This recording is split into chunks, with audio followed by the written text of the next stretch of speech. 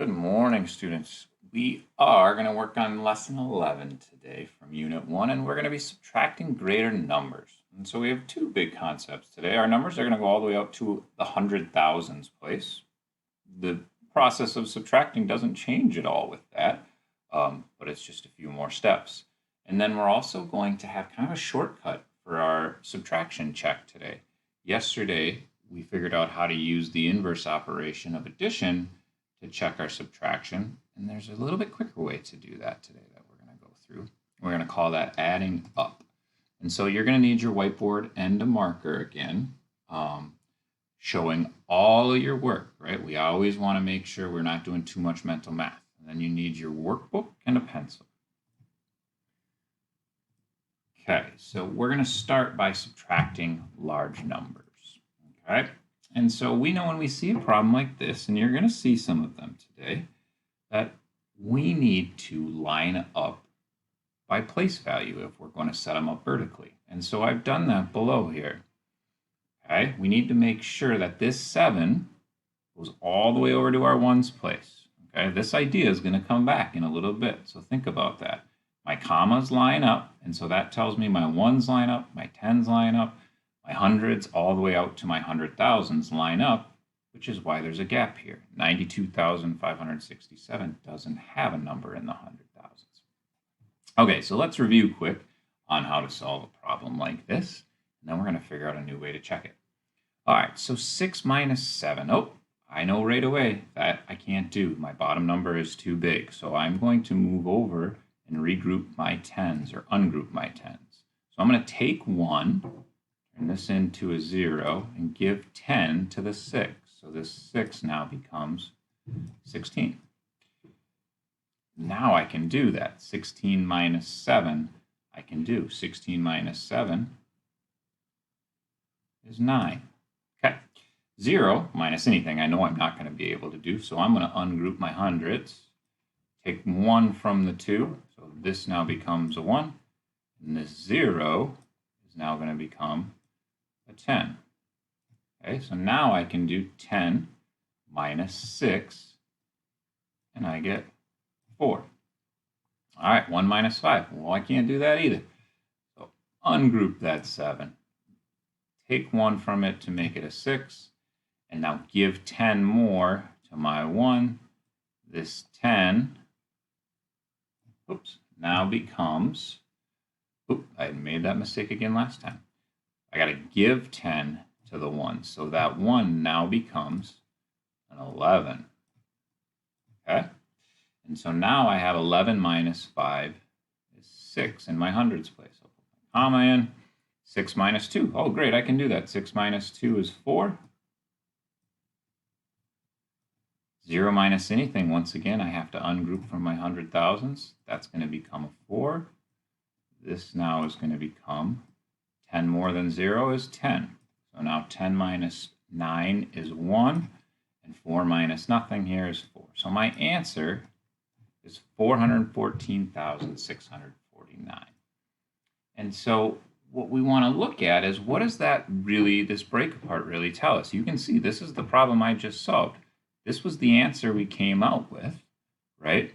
And so if we think about what that means as far as our inverse operation, we know that if you add these two numbers together, the sum of it is going to be here. And so that's how we actually checked last week. We said, well, we need to rewrite this now. And we rewrote 414,649. And then we had to add in 92,000. I know this is pretty messy. 92,567. And then we would know to add that, and we wanted to try and get 507,216. And if we got that, we could say pretty confidently our answer is correct. But watch what we can do now. This is called adding up. Okay? And so we want to make sure, I want to move this down so you can see a little more. We want to make sure that we can see how to do this by adding it backwards. And so watch how this is going to work. And so we know that to do this, we can just add up and try and find this number. That's why it's called that. So our answer, we're going to add it to our smaller number and try and get 507,216. But look at a neat way we can kind of keep track of that work. So 9 plus 7 is 16. So that 6 is in the right spot. Normally with addition, we'd put our 1 up here, but we're adding up. So everything's the opposite now. So watch where we put that 1. That 1 carried over. There, you can see a little better now. So that 1 now carries over. We have 1 plus 4 is 5 plus the 6. 5 plus 6 is 11. So now we have 11 in our tens place. Well, the 1 in the ones place is there. We have to carry over our other 1 underneath. All right, so now we have 1 plus 6 is 7, plus this 5 is 12. Well, 12, 2 is right here. We carry our 1 underneath. So now we add up again. 1 plus 4 is 5, plus the 2 here gets us to our 7. Nothing carries over, so we don't need to put anything underneath. So I covered that a little too quick. So now we have nothing that carried over. So 1 plus 9, 10. There's our 0. 1 carries over. 1 plus 4 is 5. Remember, nothing here. So 5 is my answer. So all of these added up correctly as long as I included carrying over my 1s. All right? And so that's what we're going to use to try and check our work today. It really is the same thing as rewriting this. It just saves you the step of rewriting it. Okay, so if that worked for you, and that's what you want to do today, eventually when you get to it, if adding up, you're going to see these problems, and I'll get to that in a little bit. If you want to rewrite it on your whiteboard rather than put carryover underneath, that's totally fine. If what we did yesterday makes more sense to you, stick with it if it works, okay? All right, so now I want you to take a look at these. We have 2 problems here, and there's a mistake in each one. And I want you to try and figure out what happened here. What did this person do that made a mistake here? And so pause the video now and just take a look at both of these and write down some notes here. What did they do, or what should they have done? Okay, so here's what we're going to look at. Some of you see right here, they didn't line up the place value here. This 7 should be in this spot right here. And so really what they did was they turned that 5, instead of being in the thousands place like it's supposed to be, they stuck it in the 10,000s place. And so their entire place value got screwed up because they didn't line up their 1s, 10s, 100s, and thousands. So that 7 needs to get moved all the way over. Okay, and in number 2, they moved it all the way over. Right? They moved it all the way over. All the place value is correct. Yeah, 5 minus 4 is 1. They did that right. 6 minus 9, you can't do 6 minus 9. The difference, yes, if this were 9 minus 6, then it would be 3. But it's 6 minus 9, so they have to ungroup the 8, take 1 from it, and turn this into 16. That's going to change your answer. They did the exact same thing here in the thousands place. So they screwed up the tens and the thousands place. Okay, hopefully you're able to catch that. All right, so now I want you to try adding up if you're comfortable with it. If you don't want to do that and you want to just rewrite them, that's totally fine too. I want you to try and find mistakes. Some of these are correct and some of them are wrong. So I want you to write add up. Don't do the subtraction, but I want you to use the check. Add up and try and figure out which ones are correct. So I'll do the first step for you. You're using the add up method, okay? And so we have for number 3, 9, and this is on page 33. I'm sorry, all this is on 33. We have 9 plus 7 is 16. My 1 goes underneath, okay? So keep your place value in order and in line, and then you keep adding up. Include that 1, right? And you're either going to write correct or mistake, right? And try and find where that mistake is. And then for number 7 on the bottom of page 33, you're going to now create your own subtraction problem. But notice the number should go to the 100,000s. Try to challenge yourself and include some ungrouping that you're going to have to do within the place values. Okay?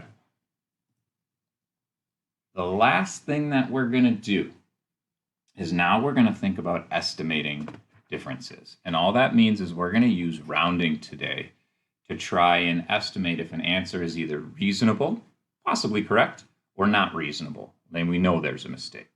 Okay? And so the top of page 34 now says you can use estimation to decide if an answer is reasonable. Dan did this subtraction, 8,196 minus 5,980. His answer was 3,816. Discuss how using estimation can help you decide if this answer is correct. Well, we have to figure out what we're going to estimate these two numbers to. And when we use estimation, we always want to round it to the largest place value that we have. So in this case, both numbers goes out to the thousands place. And so we're going to round to the thousands place. When you make an estimate, you should be able to do the operation in your head. Watch how that works. So I have an 8 here in my thousands. So I know if I round this, it's either going to stay an 8 or go up to a 9. I look next door and it's a small 1. So that means we're going to round down and that 8 is going to stay the same. Well, 5,980, I have a 5 that's either going to stay a 5 in my thousands place or go up to a 6. Well, we look next door, we have a 9. It's a large number, 5 or more, let it soar, right? And we figured that out a couple weeks ago. And so this 5 is going to become a 6, so 6,000. So this is our new problem. 8,000 minus 6,000 I can do. Well, I can do that in my head. That's 2,000. 2,000, and he came up with 3,816. So I know that this answer is probably not a reasonable one. So I'm going to say not reasonable. And so when you look, make sure you show your rounding. And when we say show your rounding, there's several lines. When you look at page 34, each problem has either a long line or multiple lines. This is showing your rounding. Don't just write 2,000. Make sure you actually show what you rounded your two values to, what they originally were. Okay? You don't need to solve the exact answer. In fact, this is actually making it easier for you. All you have to do is round and do some mental math and then solve. All right, so what you're going to do today, what you're going to work on today is, this is a problem we just worked on. And so now you have 8 through 12 on page 34. And what I want you to do is round the values, okay? Round them to the largest place value and then solve and see if it's reasonable or not reasonable to their answer. Your next steps now. So finish both pages 33 and 34. This was adding up. This one is the answer, rounding to find if it's reasonable or not reasonable. Then check in with your teacher. If you have any questions, you need any help, check in with your teacher, and then complete homework 1.11 in Think Central. All right, good luck. Have fun.